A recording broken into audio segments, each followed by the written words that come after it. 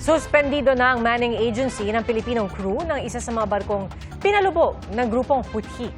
Ayon sa Department of Migrant Workers, may mga protocol silang nilabag sa pagdaan ng barko sa Red Sea. Saksi si JP Soriano.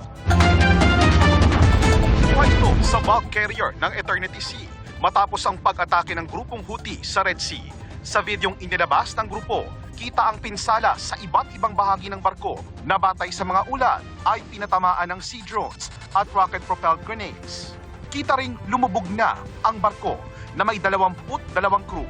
Lahat sila maliban sa isang Ruso, pawang mga Pilipino. Tugma naman ang itsura ng nasa video sa itsura ng Eternity Sea ayon sa Reuters News Agency at kinumpirma ng United Kingdom Maritime Trade Organization ang paglubog nito ayon sa Defense Attaché ng Pilipinas sa Bahrain. Ayon sa Department of Migrant Workers, 8 Pilipino crew ang nailigtas na. Nakatanggap din sila ng report na Pilipino ang 2 sa 3 naiulat na namatay sa pag-atake bago pa lumubog ang barko. Pero sabi ni Migrant Workers Secretary Hans Kakdak sa palasyo, hindi pa talaga nila alam kung anong lagay ng 13 sa mga Pilipinong sakay ng barko. Inaalam ngayon ng DMW kasama ang Department of Foreign Affairs kung totoo ang impormasyong galing umano mismo sa Houthi na may mga hawak silang mga tripulante mula sa barko. Yet to confirm for ourselves whether indeed the Houthis have the rest of the crew. This is something that is yet subject to confirmation, and we're working closely with the SecTes, Lazaro, and the DFA along these lines. Sa ulat ng Reuters ngayong gabi, kasama ring na-rescue ang isang Indian at isang Greek security guard. Ang ilang na-rescue 2 araw nang nakababad sa tubig.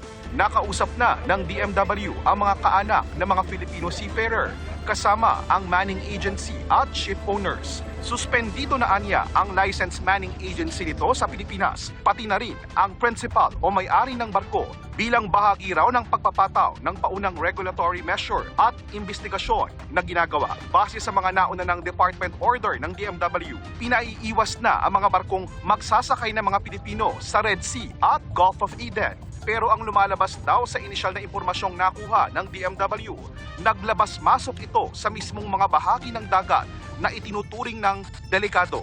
2 beses nag-traverse sa Red Sea. Kasi kung titrace mo yung rota niya ng Egypt to Somalia, that's one, okay? That's one turn or one crossing across the Red Sea. And then bumalik ng Jeddah, so a second one. So at least 2 counts of violations of our rules and regulations.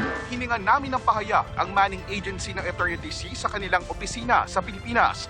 Pero ipauubaya raw muna nila ang anumang sagot at impormasyon sa DMW. Paalala ng DMW sa mga Pilipinong tripulante, may right to refuse o may karapatan silang tumanggi kung maglalayag ang sasakyang barko patungo sa Red Sea at Gulf of Aden. May form yan na ida-download na lang, fill up na lang nung marino. Either i-download niya for himself sa DMW website or yung manning agency dapat mag-supply niyan. Kada daan sa Red Sea dapat pinamamahagi na niya yung form na yan. Kung hindi, violation yon. Karapatan yan. So, kailangan galangin ng ship owner. So, number 1, entitled siya to 2 months wages. Pangalawa, free repatriation. Pangatlo, non-discrimination. Hindi siya mabablacklist at in fact, bibigyan pa siyang opportunity sa iba namang rota. Ang pag-atake sa Eternity Sea, ang ikalawang pag-atake sa barko sa Red Sea sa nakaraang mga araw kasunod ng pag-atake ng mga Houthi sa MV Magic Seas. Para sa GMA Integrated News, ako po si JP Soriano, ang inyong saksi. Mga kapuso, maging una sa saksi. Mag-subscribe sa GMA Integrated News sa YouTube para sa iba't ibang balita.